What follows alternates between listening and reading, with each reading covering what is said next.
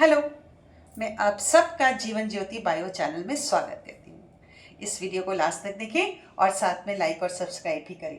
नीचे comment box में comment करके बताएं कि ये वीडियो आपके लिए कितनी फ्रूटफुल थी।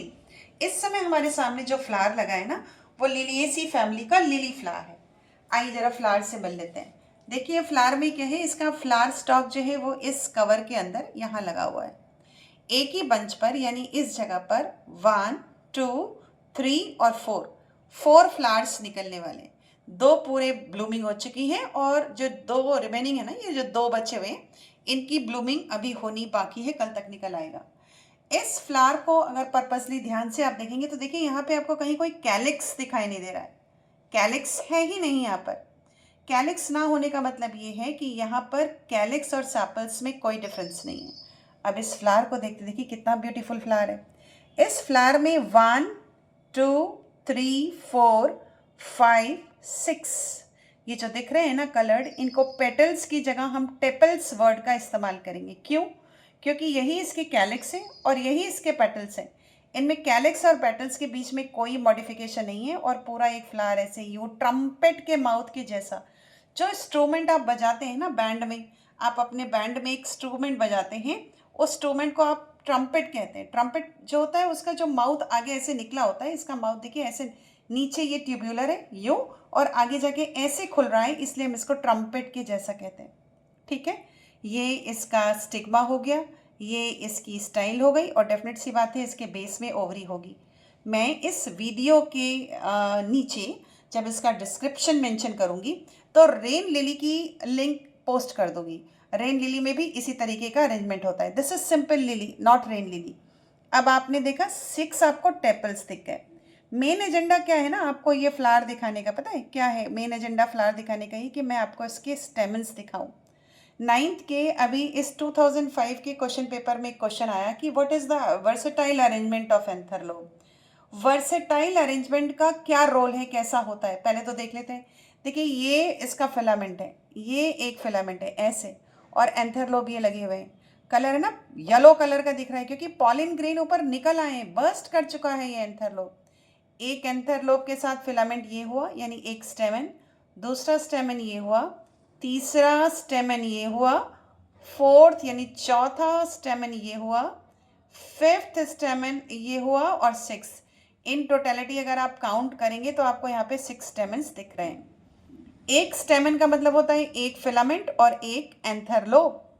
अच्छा, अब ये कैपिटेट टाइप स्टिग्मा है, पॉलिन ग्रेन को यहाँ पहुँचना है, यहाँ से यहाँ पहुँचना है, या ये कह लीजिए क्रॉस पॉलिनेशन हो तो यहाँ से पॉलिन ग्रेन को यहाँ पहुँचना है। अब एजेंसी क्या है, वो है विंड। तो इसमें जो एंथर लोब लगे हैं वो फिलामेंट के यहाँ एंथर लोब के बेस से ना के डॉर्सल साइड से लगे हुए। अभी दिखाती हूँ क्या दिखाना चाह रही हूँ आपको।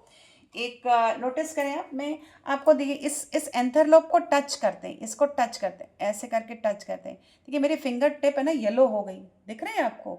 ये येलो कलर का ये पॉलिन ग्रीन्स हैं। ये सिर्फ टच किया मैंने, देखिए कैसे पॉलिन ग्रीन्स दिख रहे हैं यहाँ पे, और ये देखिए कितने पॉलिन ग्रीन्स दिख रहे हैं। मैंने इसको मॉर्निंग में जब इस एंथर लोब को देखा था तो ये एंथर लोब ऐसे ऐसे मूव कर रहा था। अगर मुझे कल मॉर्निंग में दूसरे वाले फ्लावर में दिखाई दिया तो मैं एक शॉर्ट वीडियो आपको बना के दूंगी। जब ये एंथर लोब वर्सेटाइल होते हैं तो ये अपने फिलामेंट पे ऐसे मूव करते हैं यूँ, है ना। अभी तो ये पूरे रप्चर हो चुके हैं लेकिन अभी भी देखिए थोड़े बहुत हिलते हुए, देखिए देखिए ध्यान से देखते हैं। आइए देखते, देखिए ये जो एंथर लोब का जो फिलामेंट है देखिए उसके बीचों बीच अटैच है। ये एंथर लोब है, ये देखिए हिल रहा है ना, हिल रहा है ना, स्टिफली नहीं अटैच है, सिर्फ छूने भर से। मैं एक पेटल से भी ऐसे टच कर, ये देखिए हिल रहा है। तो इसको वर्सेटाइल अटैचमेंट को हम लोग इसको बोलते हैं कि ये विंड पॉलिनेशन में हेल्प करता है। और कितने पॉलन ग्रेन दिख रहे हैं, ये देखिए देखिए। किसी को पॉलन एलर्जी हो, इसकी ब्लूमिंग जबरदस्त हो तो वहीं हो जाएगी। देखिए मेरी पूरी फिंगर येलो कलर की हो जा रही है, सब पॉलन ग्रेन्स हैं। देखते हैं दूसरे भी ले लेते हैं। देखिए ये बर्स्ट हो चुका है, यानी ऐसे कहना चाहिए कि इस फ्लावर का एंथर लोब में जो आपके एंथर लोब के बर्स्ट होने के बाद माइक्रोस्पोरेंजियम से पॉलिन ग्रेन्स निकलते हैं, वो पॉलिन ग्रेन्स निकल के बाहर आ गए। सवेरे जब ये इमेच्योर था तो ये ऐसे ऐसे मूव कर रहा था। अब ऐसे मूव करने का मैंने डायग्राम बना के रखा है बोर्ड पे, मैं आपको दिखाती हूँ। देखिए ये देखिए, ये लगाओ। आइए देखते क्या कह रहे हैं। कह रहे हैं कि अगर एक एंथर है और वो एंथर लोब के नीचे से फिलामेंट लगा हुआ है, ये लोब है, ये फिलामेंट नीचे से लगा हुआ है ना, तो ये कंडीशन वर्सेटाइल नहीं कहलाती। अगर वर्सेटाइल एंथर लोब है तो कंडीशन ऐसी होगी, एंथर लोब का एक हिस्सा और एंथर लोब का दूसरा हिस्सा, सबको पता है एंथर लोब डाइथिकस होता है, यानी एक एंथर लोब में बीच में ऐसे ग्रूव दिखाई पड़ती है और ये दो पार्ट से फ्यूज होकर बना होता है, ऐसे बन गए। और इसका जो फिलामेंट है ना वो यहाँ बीच से अटैच है। मैं जरूर जब ये इमेच्योर फॉर्म में होगा तो दिखाऊंगी, इतना मेच्योर हो चुका है, सिर्फ मॉर्निंग से लेके 6-7 घंटे के बीच के डिफरेंस में एंथर लोब का साइज छोटा हो गया है क्योंकि ये बर्स्ट कर गया है।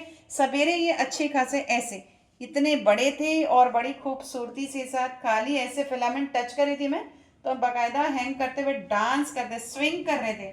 स्विंग करने का मतलब कि इधर से प्रेशर पड़ेगा तो ये इधर मूव करेंगे और इधर से प्रेशर पड़ेगा तो ये इधर मूव करेंगे।